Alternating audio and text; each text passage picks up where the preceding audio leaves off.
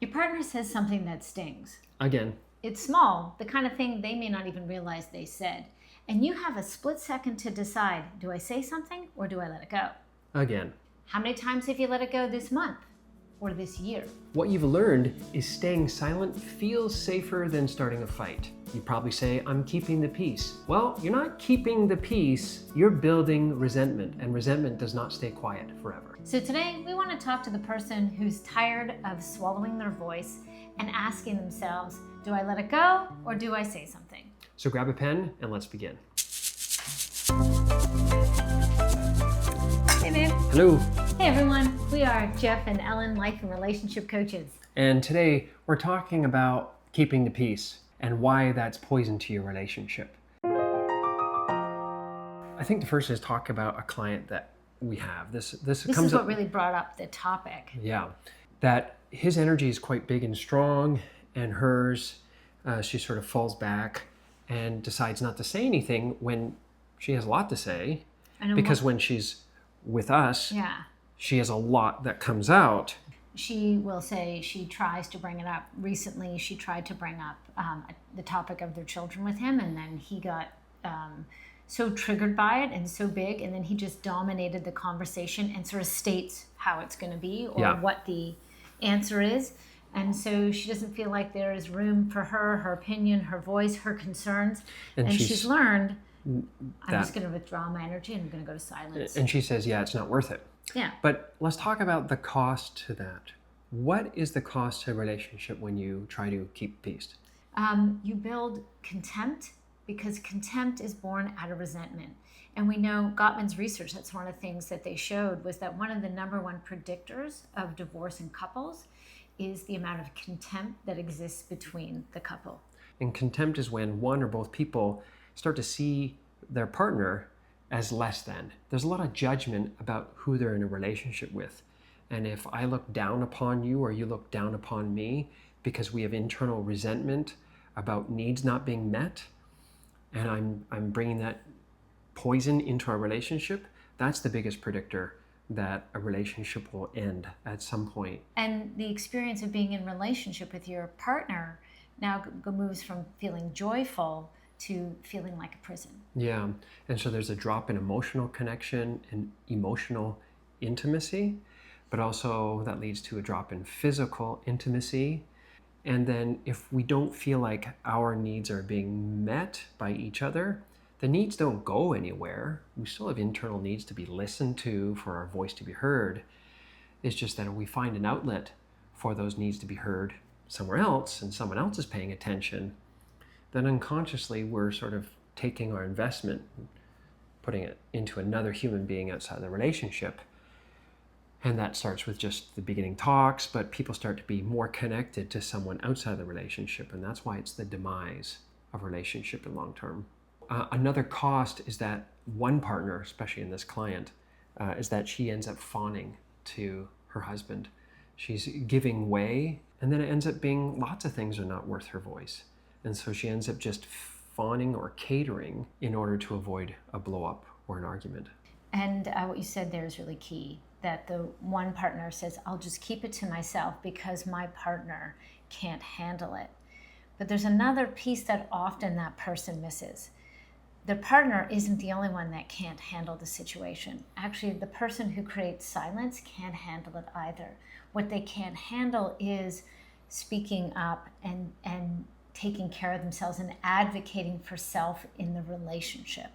They have a story about why they can't do it, how scary it is. And they may, in fact, actually lack the skill, but it doesn't mean it can't be done. Mm-hmm. And that's part of the issue, too. So you have one person who's not addressing the situation, and you have another person who's also not addressing the situation. Yeah, it's promoting the silence for both people.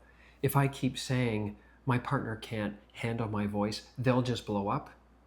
But maybe I'm also avoiding the uncomfortable conversations because I can't handle my partner's energy when they rise. Yes.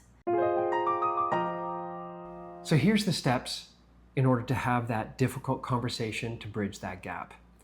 Stepping up to the plate, knowing that this is going to be uncomfortable for one or both of you, and that's part of a relationship. Relationships are messy, But stepping up into adulthood means we have to directly address this situation because our relationship is not having a good time here.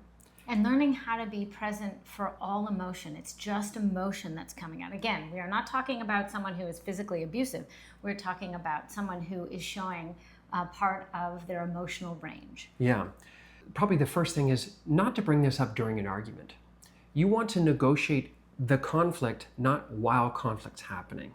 And so finding some neutral Saturday morning to bring up the topic, to address it. And it might sound something like, hey, I'd like to talk to you about how we negotiate conflict in our relationship.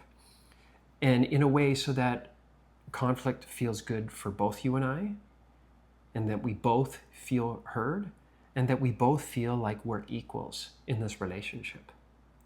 And the other part to that too is what I love that you did is you created that was a statement of mutual intent. You state that it has to feel good with both. That's really key. You talked about what you were wanting. You didn't come to me with blame, finger pointing. Because another part of talking to your partner is making sure you come from I statements. Talk about your experience. I don't feel heard. I'd like to feel like we're more equal. Mm-hmm. Which is much different than saying, you're a jerk. You suck at this. You have issues and problems. Because pointing fingers at another human being won't get your partner to stay calm and zen-like. It's just going to get their back up. And so it's best to stay with the I statements about your experience, which is really important because your experience may be different than them. They may say, I don't feel any of those things, which is fine, but you get to stay your point of view to saying, I don't feel safe. I don't feel listened to. I don't feel heard. I don't feel understood. Yes. And This isn't about agreement. This is about saying my reality and your reality both get to exist and both need to be understood. Mm-hmm. Yeah. Really important. So there's also another part to this. If this is happening in a relationship where there's children, then sometimes the person who feels like they have to go to silence will also be hearing from their kids. I can't talk to dad. I don't want to bring it up. They're hearing this, their children having the same experience. Yeah. And that can feel even more overwhelming to the parent, and it can feel even bigger and more important. Yeah, because it's promoting a culture of silence, that one person's discomfort or one person's comfort is the thing that we all kind of are satellites to, that we all cater to them because the story is something big and bad's going to happen. Yes. Or they can't handle it, whether they can or they can't. But the story is they can't handle it. And it ends up creating the bad guy, the villain in the story, whether it's accurate or not. Yes. And then, so now this is an issue in a household. And the answer usually requires a little bit of both. It's sometimes the kids and that partner all have to learn how to voice themselves and be okay in the presence of some bigger energy. Mm-hmm. And sometimes the person with the bigger energy has to recognize the energy they bring. Are they aware of the impact it's having? They may be so used to just living that way, they're not actually aware of the impact they're actually having. I think that's important. Impact before any intention that they have. So that's really important. But then it gets to a point, though, sometimes where it just feels like it's too much, or because if the skill set isn't there, your nervous system is really having a tough time. And that's where sometimes the best thing is to get a third party to come in and help you.